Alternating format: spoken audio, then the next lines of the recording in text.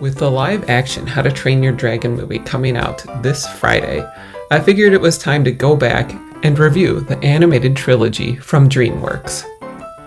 After rewatching the first movie, I can say I actually really enjoy it despite it being a little bit dated as far as the technology goes, but even though the animation is almost 20 years old now, it still actually looks really good and it was really well animated for the time. If you watch some of the behind the scenes, you can see that they worked really hard recording their own reference material and studying bird flight. Each animator had to attend what they called flight school, where they got taught about anatomy and flight and birds and other animals. Using that information as a base, they worked that into the animation of the different dragons and basing them on different animals or birds or creatures, combining them. So the main dragon is a mixture of a salamander and a sparrow. What I really like about the story of the first movie is how Hiccup is just so pathetic and weak, but he has his strong points, and it's through using, his ability and his mind that he's able to outdo everyone else and actually make a difference for his village and for the dragons. So it's fun to see him apply what he learns while training Toothless in the Colosseum against his peers. I also really enjoy the animation in the scenes with him bonding with the dragon. I feel like those are really well done and they're really strong points in the film, and even back when it first came out, I was really impressed with those scenes, and they're still good today. Then the animation, some of the best scenes is the flying scenes, when they just show him soaring through the sky and the clouds and all the effects during that part. It's absolutely beautiful, even on the older movie. It looks great. So I can honestly say I really like the first one. I think the best of the trilogy. And the way the movie ends, where, Hiccup also becomes handicapped, so he's kind of handicapped together with the dragon, I think is really powerful. And you actually learn that in the original idea for the film, that the dragon wasn't going to be in the room with him when he woke up. He was going to be alone. But Steven Spielberg had suggested to them that they add the dragon there to give that more personal touch. And I think that was actually a real good add by him. And it makes the ending even nicer to the movie. It ends on a happy note where, he's managed to change his village despite everything and improve the life for himself and for the dragons and everyone around him, which is really sweet. On to How to Train Your Dragon 2. When the second movie had first come out, I actually really enjoyed it despite a few plot holes that it has. For example, towards the end of the movie, the bad guy shows up with his giant monster dragon, but his entire boat army doesn't come with him, so he kind of just left them behind, I guess. But, you can kind of overlook some things like that sometimes. But my absolute favorite parts of the second movie is really showing the growth of Hiccup and his character. How he just continues to get more advanced in his skills and his technologies, and he's a cartographer and he creates all these things. So his character is actually really interesting in that it plays still more into his strengths, because he doesn't have physical strength, but he has strength of mind. So I really enjoy seeing how he invents things and his weapons and armor. So that, and then they have some more really wonderful flying scenes in this movie that I remember seeing it in the IMAX, and it's just amazing when you see it in the big screen. I think if I had a complaint about the movie now, seeing it again later in life, and being a little bit more critical of some of the character development, is when he finds his mother and, when they reveal the backstory of her and that she kind of, abandoned her family because she saw herself in the dragons and they called to her. And even when she could have gone back to her son and family, she chose not to. And when you think about that as when you're older and responsibilities, she was kind of running away from that. So they kind of redeem her because she decides to go back.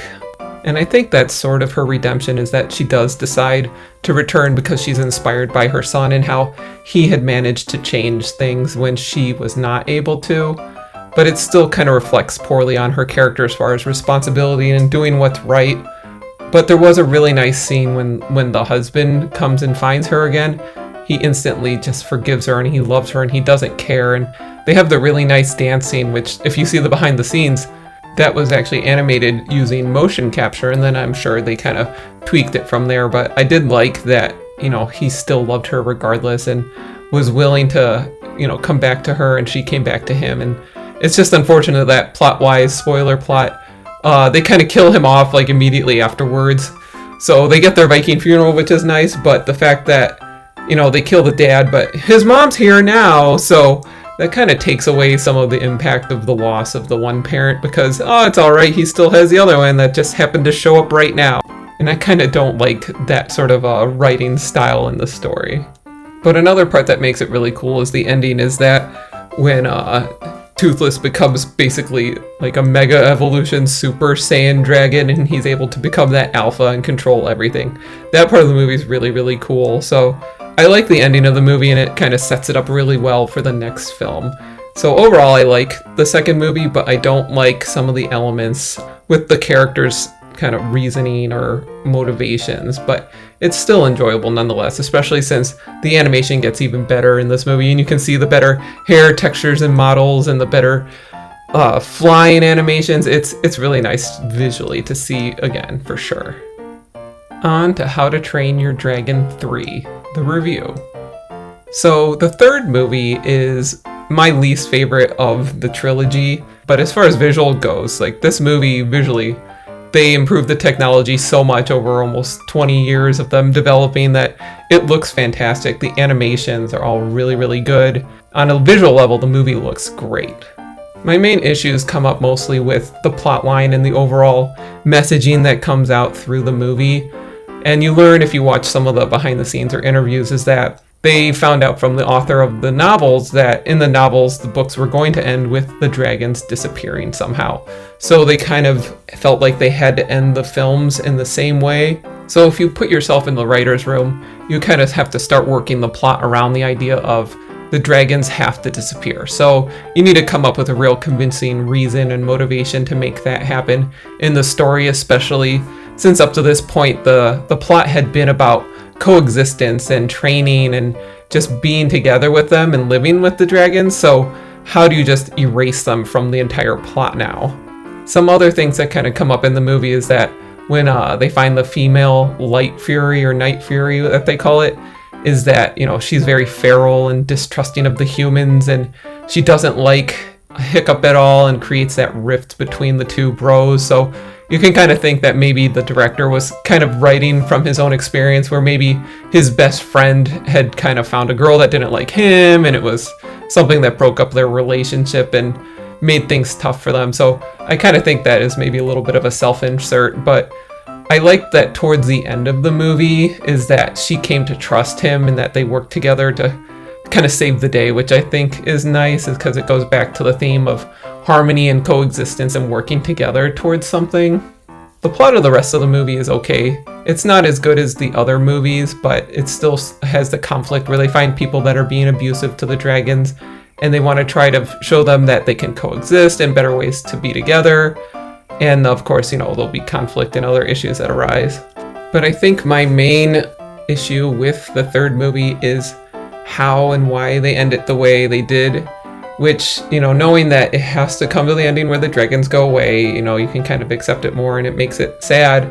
And they wanted that bittersweet ending, but I can't help that feel that they could have, maybe done a different ending. It would have been a little bit more entertaining or opened things up for like the future of the whole franchise. Because the way they decide to end the movie is that all the dragons have to go away back into the ground, into the magical dragon land, and they can never interact with humans again and stay there. And it's because humans maybe someday will get better and finally be able to be with the dragons again. So it's a very anti-coexistence, you can do it, you can make a difference, anti-conservation sort of messaging. It's more of a negative thing where it's like, we're not good enough, they have to go away and you can't ever change anyone's minds, which I really don't like. That's how it ended. Like if the dragons had to disappear, they probably could have come up with a better reason. Like if they don't go down there, like they'll all die for some sort of magic dragon hole reason. You could come up with a better plot reason than people are bad and we just can't exist with them because it's impossible kind of messaging, which I really don't like. Because another argument is that, okay, you send all the dragons to go live in this hole in the ground, but there's really nothing stopping them from leaving that hole in the ground. So at any point in time, the dragons still can leave the hole and go out into the world and start attacking people again and burning villages. And then let's say it's 100 years in the future, all the knowledge that they would have gained from the training era where they were able to coexist would be lost, right? So then you go back into the cycle of humans and dragons just killing each other violently and never resolving anything. So I don't think that's a good ending. I would have preferred my own fan fiction kind of happy ending where, you know, he finds a way to do conservation and breeding with the dragons, and that they make it their effort to kind of go throughout the world and show other people how you can coexist, how to train them, and how they can be useful for each other. I think that's a little bit of a better messaging, and then it also opens it up for the old sequel bait where, you know, maybe you do a 200-year jump and the descendants of him and the dragons are existing and have a new adventure somewhere. So I think as a franchise that maybe would have been a nicer ending and something that's just a little bit more with a better messaging for the youth. Because another thought I had when you start thinking about more technical difficulties would be, you know, how does the Toothless survive without Hiccup? Because without him there to do maintenance on that tail thing for the rest of that dragon's life, he'll die. He can't fly without him. So no matter how good it is, the device he put on his tail to fly on his own, it's going to need maintenance and it's going to damage, and it's, you know, it's not going to last 100 years, I'm sure. So I feel like that's another plot hole that's kind of a little bit overlooked that people don't think about. But that's my overall thought on the ending of the movies. In general, I actually really like the series, and I like the characters, and I like the growth in the world. It's just that one ending that I wish was a little different, but you can see that because they wanted the bittersweet, sad goodbye, and you have to let your friends go or your kids go and do their own thing, you can kind of see it from that point of view, and that the dragons had to go away matched the novel. So I think that was the end goal, and that's what they did, which it's okay, but I personally just really don't like the ending. But with that, I'm really glad I rewatched them right before the live action's coming out this week, because I'm really excited to see that in the IMAX and see all the scenes. And I love live action adaptations. I think as long as you get hardworking artists and good script writers, that you can make anything look good on film, even if the source material is animated. So I have faith that this movie might not be terrible, and we'll find out soon. So let me know, everyone, if you plan on seeing this movie, and I'll try to review it after I've checked it out. Thanks for watching.